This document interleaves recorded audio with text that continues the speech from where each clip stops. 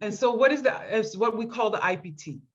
So it is based again on this idea when you think about this iceberg, a lot of the interventions focus on the superficial stuff on the top. And I don't want to, to be disparaging to my colleagues, but we failed to deal with the stuff underneath, right? And so, and the stuff underneath is the way that we relate to each other, the mechanisms that we maintain with each other that help maintain these ways of relating to each other that reinforces inequality, right? And so that's what we try to focus on. So the IPT, and we on purpose call it a pathway because everybody walks their own path, and it's not like if you do this, then you're done, right? So, but it's a training designed where we build skills on top of each other. And again, we try to target these underlying basic skills. So it is about listening. It is about connecting. Because when we start having the real conversations, let me tell you what it is like to be excluded, to be marginalized. Then it's like all kinds of stuff starts happening, and then we fall apart, and then we stick and we go back to right where we were. Okay, so the idea is to work with those basic skills, but also I mentioned this idea of breakthrough, also to disrupt them. And so you have to purposely disrupt them, knowing that it will be uncomfortable, knowing that it would be ongezellig, and to say, okay, but we're going to do it anyway. And I got you, and we have to do this together. So again, it is based on the premise of conditioned and great mechanisms, and it has a theoretical foundation. I'm not going to bore you with that. There's a website. I'll give you the link. You can read all about it there. We're not going to deal with about the theory right now. And so how does it work? We have a number of skill set themes. And we use scaffolding activities, and scaffolding means again that we start, we build on top of each other. So as many sessions as I've done, I always have like an outline, and I build and I build and I build. And what works with one group does not work with the other group, because where one group is very different from where another group is. So with my outline, I'm always shifting, I'm always adapting, I'm always adjusting based on the people that are there, based on what is needed.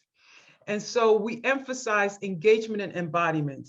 And what I want to say with that, this cannot be just an intellectual endeavor, especially for us in academia. We're so used to give me the information and I want to study more and analyze, and then when I know it, I will know what to do. That is not how this works. The moment we actually try to do it, again, the moment we get uncomfortable, then it's like, and then everything stops. So there is a great big emphasis on, it's great that you know, but how does that translate into your body and to, so through emotions and feeling and doing, so it's a very holistic way of doing it. Okay, we learn through exchanging with each other, and people have and we use a number of activities.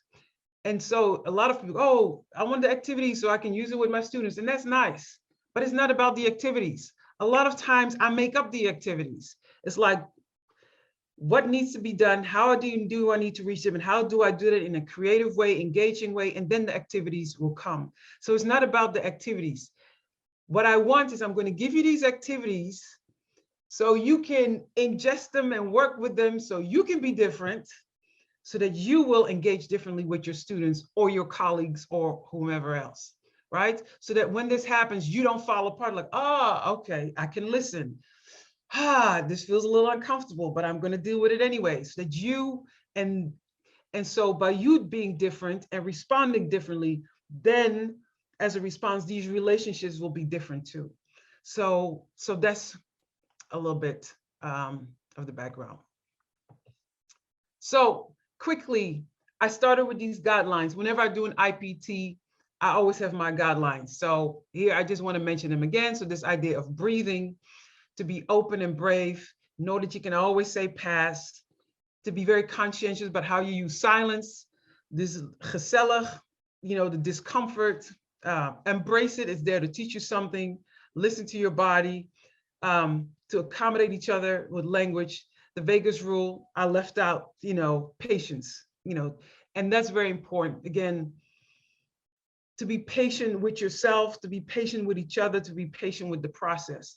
One of the theoretical views I have is indigenous knowledge. And so in indigenous knowledge, you have this idea of not knowing. A lot of times you have to step forward. I don't know what's going to happen, but I'm here. I'm present, and that means something. And I take step one, and step two will come. That is not how we are trained, right? What are the 10 best practices? And I want to know what's going to be the outcome. You know, this is about people work. A lot of times you don't know. So that patience thing is very important. So how many people do I have here? I cannot, oh, I think 13. I'm going to stop sharing the screen for just a second. All right, very good. So, yay. So I can see everybody, everybody can see everybody. Very good, very good. So, so what I want to do, I have 2 exercises that I want to do with you. And again, and then I want to just discuss them with each other so that you can see kind of what it would be like. And, you know, in some of the stuff that we do. So the first one, where are you? Let's see.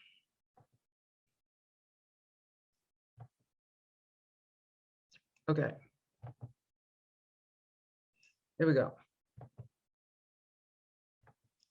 So the first one is called Circle of Judgment, Non-Judgment. I want you to look, I have a whole lot more statements. So I have a few controversial statements here, right? Some a little bit more controversial than others, but look at them.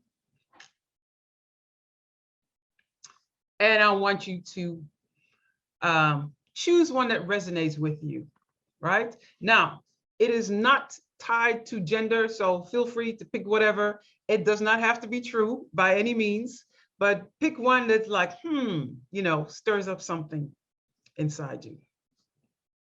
Yes? Well, I have one? Okay, good. All right, so I'm going to ask, let me have 5 people. Could 5 people raise their hands? Okay, so I have Matey, do I say, oh, you just shifted in my screen. Maita. Okay, I'm gonna write your name down. So I have Maita, Rosalba, I saw your hand, and Yolaine, and who else? Because my screens keep shifting. Yide, Yide? All right.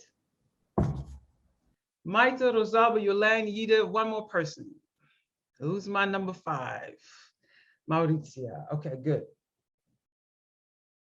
Okay, so the rest of you, you will be observing, but you will have also important parts to play. Okay, so my 5, this is what we're going to do.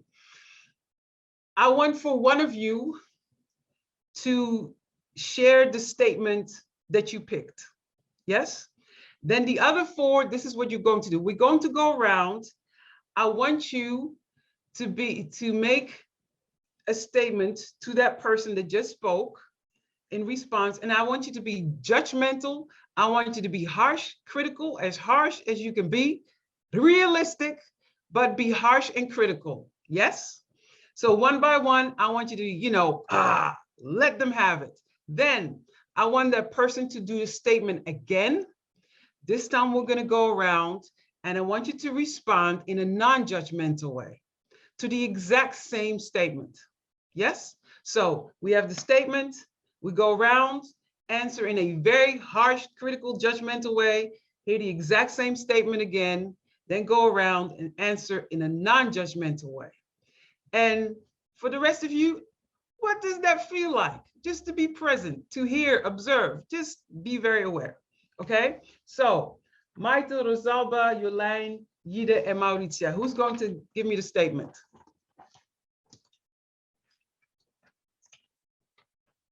Maite is going to give the statement. So I'm going to ask the rest of you to open up your mic so you can be ready to speak. Okay. Yide, if you can open your mic. Yes. Maite, you ready? Let her rip. So my statement is, I want to remain childless. Rosalba. Oh my God, this is so selfish. Your line. That does not make sense at all. Don't you want to pass on all your knowledge and what have you to the world? Jide. Oh, that's really uncommon. Mauritia. Why would you do that? That's so selfish. Maite, give us your statement again. I want to remain childless. Mauritia. Sorry. Oh, you will probably have a good reason for that. And I'm curious to know why you made that Jide. choice.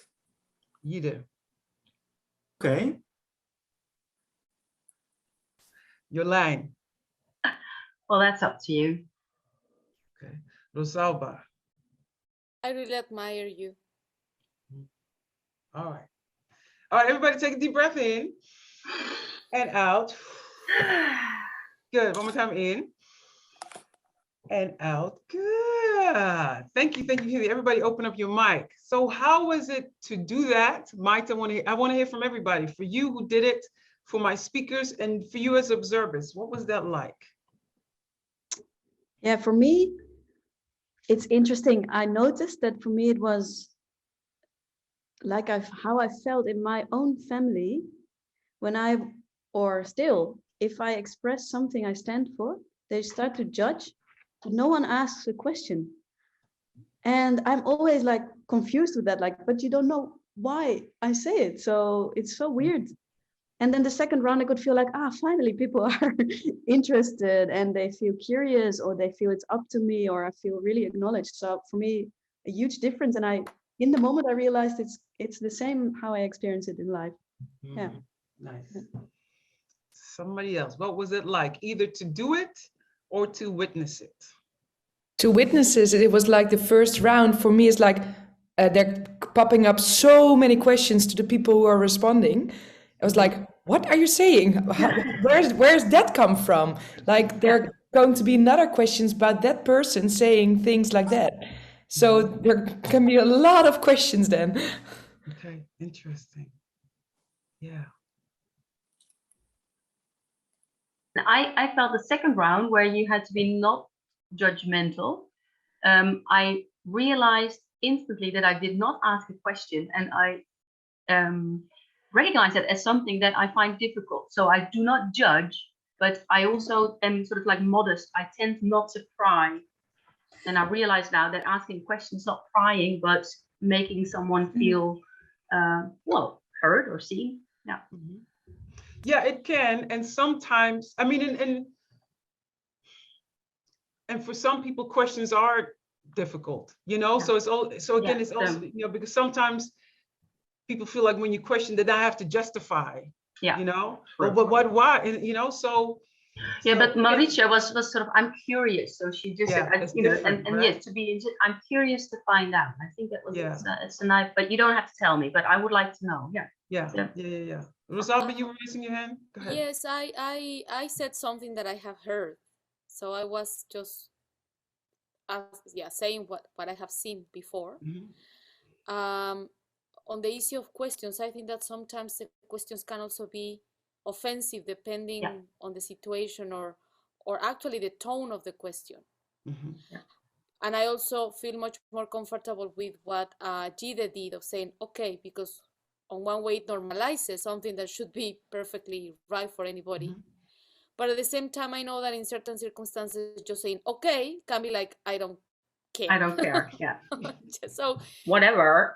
Yeah, so it's for me, it's not like, okay, always ask. No, or always say, okay, fantastic. No, it's not as easy as just having like the perfect recipe, for how you are supposed to be reacting.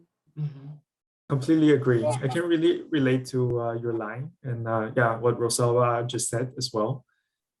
I find it also hard to, because this is just a statement of like personal choice. So it's not really like common or uncommon. Yeah, good. No, I mean, not even good. It's neutral.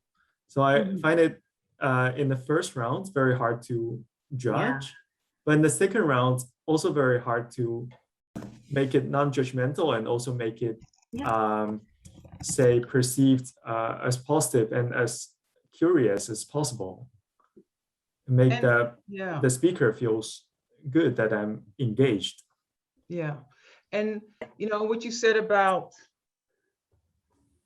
you know, that this is more like a personal statement. That also depends on the culture, right? In some cultures, as a woman to not have children, you must be, you know, you might be excommunicated because as a woman, you're, you know, that's what is expected. What's wrong with you? So don't underestimate. But for some cultures, what's the big deal? In other cultures, it's a very big deal. I know one time, because the screen, I normally have more statements. One of the statements I had was, you know, I kissed my cousin, or I was kissing with my cousin. And I was like, oh, well, I come from a culture where, you know, we marry our cousins, so that's no big deal at all. So we had a big laugh out of that. You know, and some cousins like, you did what? And I was like, yeah, what else is new, right? So, so it's very different. Other thoughts? I just wanted to say that, sorry, can I? Sure.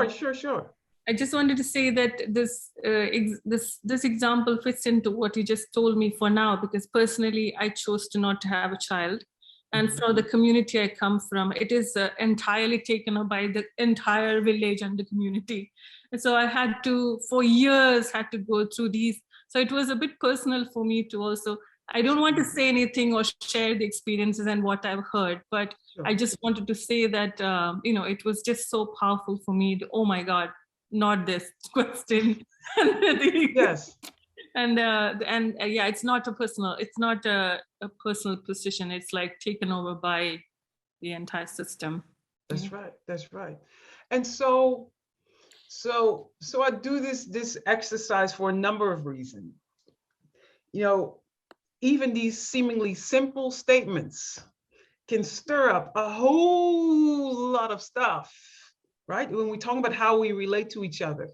And so, you know, it can stir up stuff. You know, again, if you're sitting and it's like, oh my goodness, we're going to discuss that question. You have no idea what I went through with my family about this. And so a lot of times, and how we use language. Okay. Oh, okay. You know, I've said the exact same thing, but how it hits, right? And that might shut somebody up. Oh, they don't care. As opposed, oh, okay. Oh, they're into, you know, so how do we use language? Intentional, unintentional, and you know, and also, and what's judgmental, not judgmental. You know, sometimes even when we're trying to be nice, it can come across as very judgmental. When I did this exercise, you know, this young lady, I did a series of sessions. She says, since I've done this exercise, I no longer say when somebody has lost weight, oh, well, that's great. She said, I don't do that anymore. Because there's a judgment in that, like, you know, now I was like, oh, are you happy with that? You know, it's different as well as, oh, it's so great that you lost weight. If I know that you're trying to lose weight, yeah. For me personally, if somebody has lost a lot of weight, and maybe because I'm also a medical anthropologist, to me, I'm always careful because this person might be sick, right? If you have cancer or whatever, it's not a great, you know, it's not like, oh, it's so great that you lost weight. I don't know what the story is. And so again, it's not that you have to be so anxious about what to speak, but just how easily sometimes the impact of our communication, and especially if you are a teacher, or if, you know, to a student, and you might mean very well, but the fact that you said it, you never know who's watching, you never know who's listening. You know, sometimes I would like to just, but I can't because of my position. And, you know, with my friends, I can, you know, so again, so just to kind of play with this thing of communication and how important it is, and also how we can be purposeful about making somebody feel like they belong. When you do this exercise, and I've done it with like 25 people, The person who has to receive criticism from 25 people, well, that sucks. I can't believe even when we are play acting, by the time they is like, it hits you. You know, people like, man, I know it's not real and I still felt bad. Or I know it's not real and I still feel great because people were so not, even though the thing was fake, you know? So again, now it's just 5, but imagine the first 20 people are, oh, I can't believe how selfish, I can't believe. And you still have to work the rest of your day, you know? And so yeah, so judgmental, what's non-judgmental? And you know, so this is one of the activities that I use. And so usually what I do, so then I use this activity. After this activity, I usually build on a next activity, and then the next one that I do, I'm not going to do it now.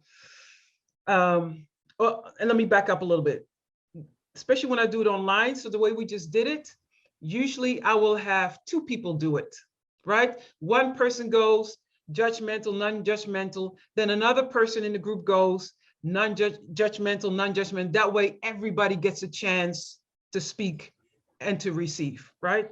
And to speak. And then after this exercise, the next exercise I usually do in the same group, because, and especially if I do it online, I keep people in the same group to build on that idea of safety. You know, you start very gentle and sharing fun stuff, and then gradually we go deeper into dealing with these feelings of discomfort. So I keep them in the same group. And so the next thing that I ask them is, I want you to share a story of marginalization, exclusion within the group that moved you. It can be your own story, but it does not have to be your own story, right? And I do that on purpose because you always have to give people an out, right? And also, again, I want to make it safe enough. And so again, you have 5 or 6 people in the group. And again, I'm going to ask 2 people to share. And so I want you to share a story of exclusion, marginalization that really moved you.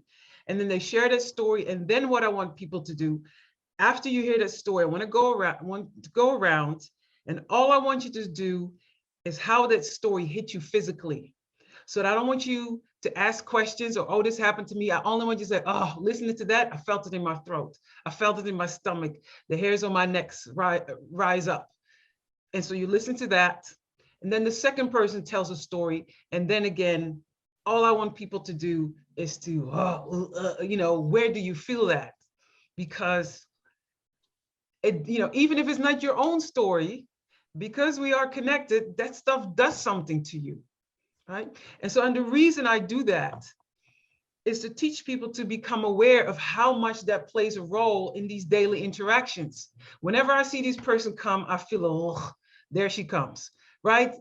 That affects your relationship with her. That affects how open you are. That affects how present you are. That might affect the next person you talk to, right? And so the fact that you become aware of your own patterns of discomfort and that you learn how to use them, work with them. I need to do something about them. What is it here to teach me? As opposed to I'm going to, there's a reason why this bothers me. So what is it here to teach me? What do I do with it? Right? And so, but again, so gradually I take people into learning how to incorporate this whole idea of feeling. Yes. And then what I've started to do, I have no idea how much time I have, but oh, only 2 minutes? What? Dang. Okay. So then what I've started to do, and when you do that, you always have to have a break or you have to have an activity to lift it back up. Okay, real quick, we got 2 minutes. Let me share my screen with you again.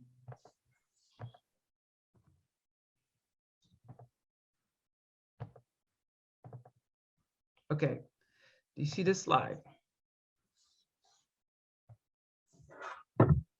Yes? All right, quickly, I want you to pick one. Oh, we only have 2 minutes left. Anyway, I'm just going to explain how I use this exercise.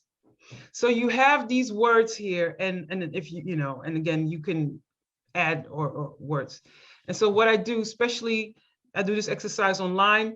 I first have people, like in 30 seconds, I say, grab 3 random items that are close to you. You know, it can be your phone, it can be your pen, it can be your keys, right? So everybody has 3 random items. And then I tell them, again, in small groups, one of those words, the one that is closest to your heart, I want you to give a speech of 30 seconds about why this thing is so important. And then the people who are listening, I want you to grab one of those 3 items and give words of encouragement using your random item as a source of inspiration. You know, and I've had most fantastic, somebody had a diaper that's going to absorb all your, whatever, you know, or the chapstick so your lips may be soft so you can speak sweet words, whatever. And I do that because, first of all, these words, you know, marginalization, you know, they're painful subjects. So how do we deal with these painful subjects in a way that's still engaging, that is not so heavy? And at the same time, also this idea of where do you get your inspiration from? A lot of times we don't talk because I don't know the right thing to say. I don't have the answer. Honey, you can get inspired by a paperclip. Really, you can, right? If you are open, a chapstick, a pen, something. And a lot of times it is our fear because I don't know what to do. But so and the most poetic things come. So it's a fun activity. And at the same time, you know, it also teaches you about what people's passions are. And again, it's a fun way to deal with some of these topics that are very heavy. So anyway, I hope I've given you a little bit of an idea. There is a website. I'll put it in the chat, and there will be a workbook and all of that, but I will put that in the chat for you.